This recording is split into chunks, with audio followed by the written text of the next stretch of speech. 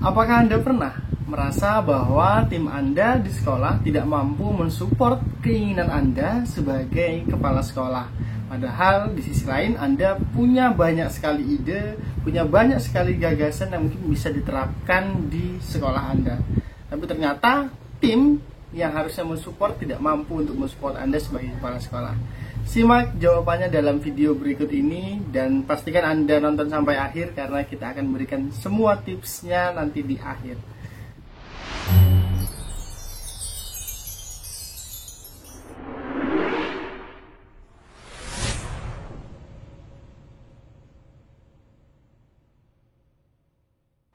Baik, jadi bagaimana caranya membuat super tim yang ada di sekolah kita? Sedangkan diri kita sendiri tentu bukan Superman begitu ya, yang bisa membuat super tim, atau bukan sekelompok pahlawan dari film Avengers begitu ya. Nah, tapi kita perlu super tim yang bisa mensupport keinginan kita, yang bisa melaksanakan apa yang kita inginkan dan bisa menerjemahkan apa yang menjadi ide atau gagasan kita menjadi sebuah program mungkin begitu ya. Nah, sehingga antara diri kita dengan tim kita itu saling support satu sama lain sehingga memunculkan program-program yang berkualitas, memunculkan menjadikan sekolah kita menjadi sekolah idaman bagi para wali murid begitu ya. Ada beberapa teman-teman yang menyampaikan ke kami bahwa saya itu sebenarnya punya banyak gagasan coach begitu ya, tapi ternyata begitu saya sampaikan gagasan saya kepada tim yang ada di sekolah saya, kepada rekan-rekan guru yang ada di sekolah saya, ternyata tidak mendapatkan respon yang seharusnya, yang semestinya yang saya inginkan begitu ya. Oke, mungkin mereka belum punya pandangan begitu ya, belum punya wawasan si ideal yang saya inginkan. Oke, akhirnya saya bawa nih coach mereka benchmark ke sekolah yang lain, sekolah tetangga yang lebih maju begitu ya. Nah, ternyata setelah benchmark pun semangatnya tidak begitu bertahan lama begitu ya. Artinya cepat sekali turun gitu ya. Sebulan setelah benchmark dilakukan, kembali lagi ke keadaan seperti semula. 6 bulan, 1 tahun setelahnya tidak ada banyak perubahan yang berarti begitu ya. Nah, lalu saya coba apa mungkin karena memang mereka tidak punya kemampuan gitu ya. Saya berikan pelatihan coach, saya ajak pelatihan mereka begitu ya. Nah, saya ajak pelatihan, ternyata setelah pelatihan itu mereka semangat. Nah, tapi sama, tidak bertahan lama. Setelah 6 bulan, 1 tahun setelah pelatihan, kembali lagi ke kebiasaan lama. Apa sebenarnya yang salah dari case tersebut? Nah, akhirnya beliau menyampaikan, yang bertanya kepada saya begitu ya, beliau menyampaikan bahwa akhirnya kayaknya memang tidak bisa nih teman-teman ini diajak maju, dan akhirnya beliau mencoba merekonstruksi ulang atau menyusun ulang mimpi-mimpi atau ide-ide gagasan dari dirinya begitu ya, sehingga dia tidak banyak mendapatkan kekecewaan gitu ya. Nah, ini kan sesuatu yang seharusnya tidak terjadi begitu ya.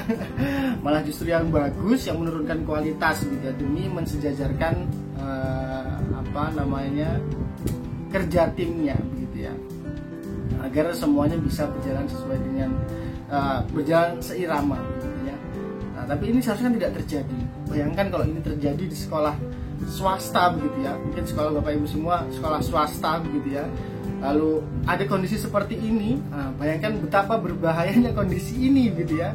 Jangan sampai justru malah kondisi ini membuat keadaan lembaga kita, keadaan sekolah kita malah justru menjadi turun gitu ya, baik dari kualitasnya maupun dari kuantitas siswa yang ada di dalamnya gitu ya. Karena itu semua tentu saja tidak kita inginkan. Karena kita menginginkan kita bisa memberikan dampak ke sebanyak mungkin orang yang ada di sekeliling kita. Nah, tapi kalau ini terjadi, itu bisa berpotensi untuk menurunkan kualitas dari sekolah kita atau kualitas dari lembaga kita, bahkan juga kuantitas dari jumlah siswa-siswi kita. Nah, bayangkan kalau itu terjadi, lalu terjadi penurunan tren, dan setiap orang memilih untuk membuat exit plan-nya masing-masing. Apa yang terjadi pada lembaga tersebut? Tentu lembaga tersebut tidak akan bisa bertahan lama begitu ya. Bayangkan jika seorang pimpinan sekolah memiliki pemikiran untuk segera membuat exit plan atau jalan keluar yang baik bagi dirinya setelah tidak di lembaga ini, apa yang akan terjadi dalam lembaga itu. Nah, tentu itu tidak kita inginkan. Maka dari itu, di sini kami akan memberikan tips bagaimana caranya membuat tim yang baik, tim yang handal. Kalau kami biasanya membahasakan dengan bagaimana cara membuat super team tanpa perlu Superman gitu ya. Artinya kita harus punya support system gitu ya, kalau bahasa anak milenial zaman sekarang nih ya, punya support system untuk bisa menunjang kita mensukseskan program-program kita yang sudah kita susun sebagai seorang kepala sekolah gitu ya. Nah, di sini kami ingin menyampaikan kepada Bapak Ibu semua, ada satu kompetensi yang harus dikuasai oleh seorang pimpinan, yaitu kepala sekolah tentunya begitu ya. Pimpinan di satu sekolah, kita harus punya satu kompetensi yang harus wajib kita miliki di fase ini begitu ya. Di abad 21 ini kita wajib memiliki satu kompetensi ini. Kompetensi ini disebut dengan kompetensi coaching gitu ya. Artinya kita bisa memberikan, kita bisa mengcoaching tim yang ada di lembaga kita gitu ya. Jadi kita bisa membuat mereka punya motivasi lebih tinggi, punya keinginan yang lebih tinggi, punya inisiatif yang lebih tinggi, yang itu muncul dari diri mereka sendiri. Nah, bagaimana caranya coaching?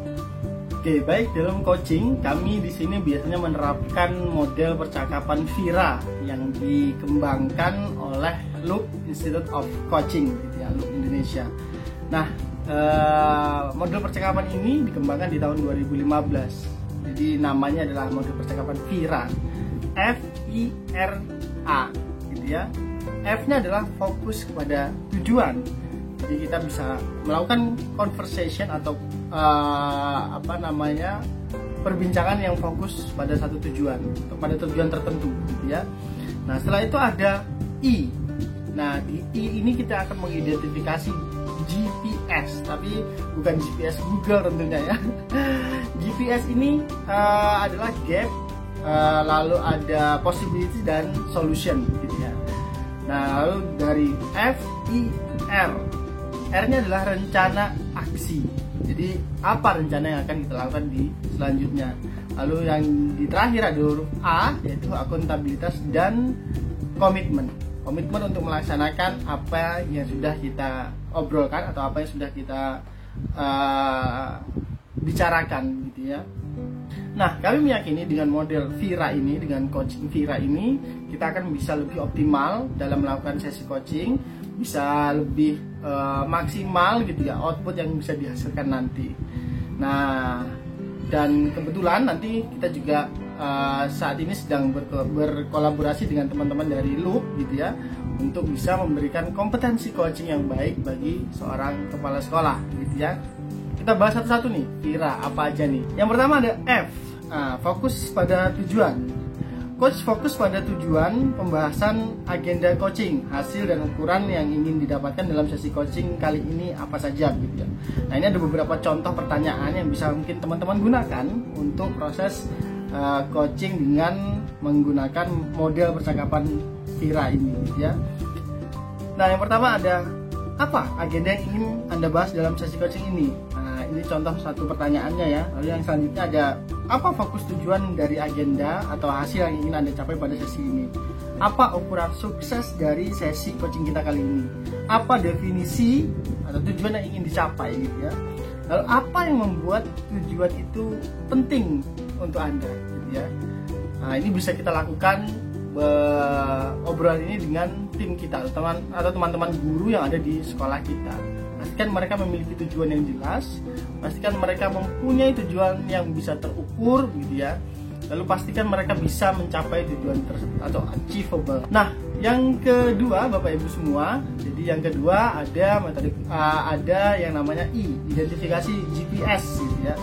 Nah, di identifikasi GPS ini coach menggali untuk mengidentifikasi kesenjangan atau gap yang ada dan juga mempertimbangkan possibility atau kemungkinan, dan ada solusinya gitu ya.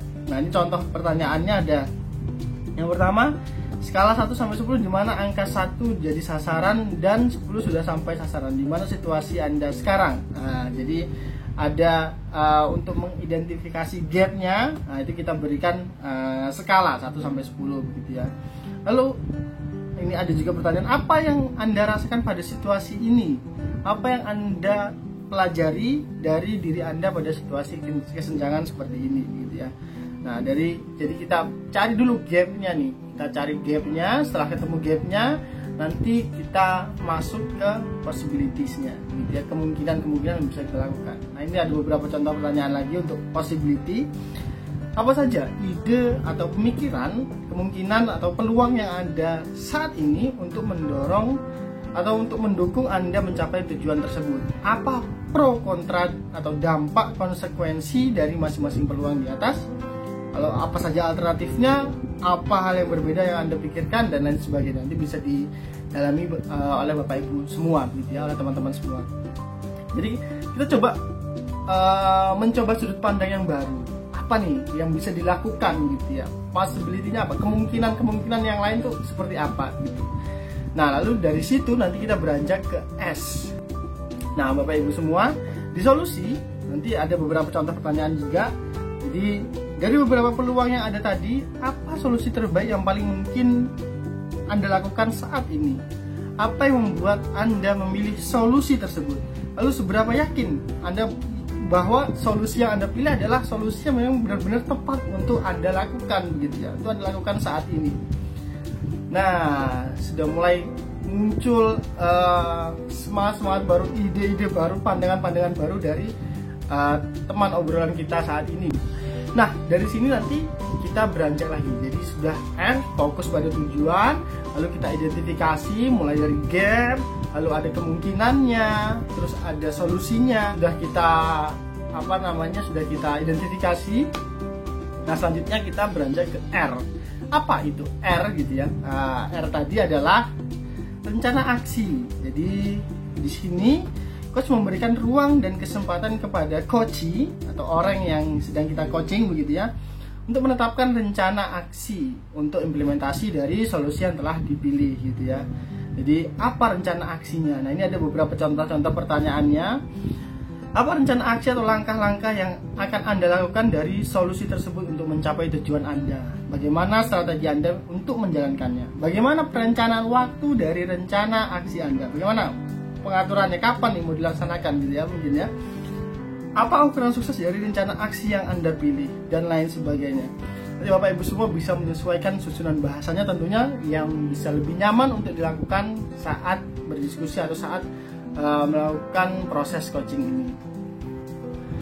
Oke, dari sini sudah ada FIR, dari mulai fokus, lalu mengidentifikasi gap, kemungkinan dan solusinya, lalu ada R, rencana aksinya sudah difokuskan pembicaraannya, diidentifikasi masalahnya, lalu dilanjutkan dengan menyusun rencana aksinya. Nah, yang terakhir ada akuntabilitas dan komitmen. Nah, ini adalah poin yang menjadi titik kunci keberhasilan, salah satu titik kunci keberhasilan dalam sesi coaching kita begitu ya. Akuntabilitas dan komitmen adalah tindak lanjut gitu ya.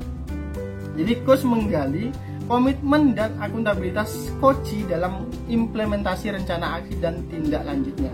Ini ada beberapa contoh pertanyaan juga yang bisa mungkin Bapak Ibu gunakan. Jadi apa kesimpulan yang Anda dapatkan dari sesi coaching kali ini? Bagaimana Anda memonitor dan menjaga akuntabilitas rencana aksi Anda? Bagaimana komitmen Anda dalam mencapai tujuan? Lalu apa yang Anda rasakan terkait sesi coaching ini dengan tujuan Anda? Ada lagi yang ingin Anda sampaikan? Mungkin gitu ya, kita menggali lebih dalam lagi. Apa tindakan selanjutnya? Apa yang akan Anda lakukan berikutnya? Setelah silakan untuk menentukan tanggal dan waktu pertemuan dan agenda pengembangan berikutnya. Jadi kita membuat perencanaan untuk kapan nih kita bisa ketemu lagi, lalu melanjutkan pembicaraan ini begitu ya, sehingga ada progres yang bisa kita lakukan gitu ya, atau kita wujudkan. Nah, dari F, I, R, dan A, kira-kira Bapak Ibu semua sudah mendapatkan ya apa itu yang dinamakan dengan sesi coaching dengan menggunakan model percakapan Vira ini. Nah, ini yang biasa kita gunakan juga di Quanta, dan kebetulan Bapak Ibu semua kita akan berkolaborasi dengan yang membuat atau yang menggagas dari model percakapan Vira ini, yaitu Loop. Jadi teman-teman dari Loop akan berkolaborasi dengan teman-teman di Quanta dan membuat satu program yang bisa memfasilitasi Bapak Ibu semua, teman-teman dari kepala sekolah, untuk bisa memiliki kemampuan coaching yang baik. Kenapa? Karena dengan coaching yang baik tentu kita bisa membuat tim yang luar biasa di dalamnya, gitu ya. Tim yang tidak hanya bisa menunggu perintah saja, tapi tim yang punya inisiatif yang tinggi, tim yang tahu apa tujuannya, dan tim yang bisa mensupport apa yang kita inginkan, gitu ya, agar program-program kita di sekolah, agar sekolah kita bisa terus melesat maju ke depan. Kapan acaranya? Nah, ini ada beberapa informasinya. Silahkan Bapak Ibu semua klik langsung di quanta.id/slp. Jadi ini adalah program School Leadership Program yang sudah disusun oleh Quanta dan juga berkolaborasi dengan teman-teman dari Loop dan Dale Carnegie untuk bisa memfasilitasi Bapak Ibu semua menjadi kepala sekolah hebat yang mampu untuk melakukan coaching pada timnya, sehingga tim di sekolah Bapak Ibu semua bisa menjadi tim yang luar biasa. Kita bisa membangun super tim tanpa perlu Superman, hanya perlu Bapak Ibu semua yang siap untuk belajar dan siap untuk mengembangkan diri. Terima kasih banyak Bapak Ibu semua, sampai bertemu di video selanjutnya. Semoga kita bisa sharing banyak hal, semoga kita bisa bermanfaat untuk lebih banyak orang lagi. Dan jika Bapak Ibu semua menyukai konten-konten seperti ini, silahkan subscribe di channel Quanta ini. Dan Bapak Ibu semua juga boleh share video ini ke rekan-rekan jika merasa video ini bermanfaat oleh Bapak Ibu semua. Terima kasih banyak, tinggalkan like jika Anda suka, atau dislike jika Anda tidak suka dengan video seperti ini. Dan mungkin itu yang bisa saya sampaikan dalam video ini. Salam pendidikan.